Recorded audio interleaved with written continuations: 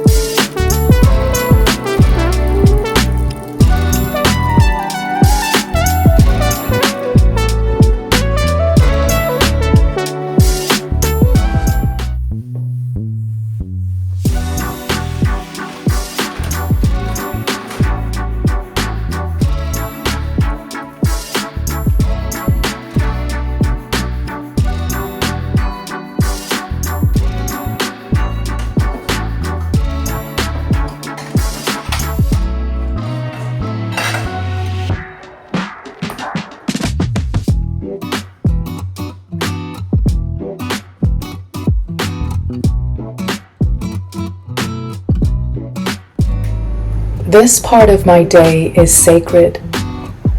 A quiet moment, a warm cup. The city wakes up and I pause to take it all in. These mornings remind me I didn't just dream this life. I prepared for it.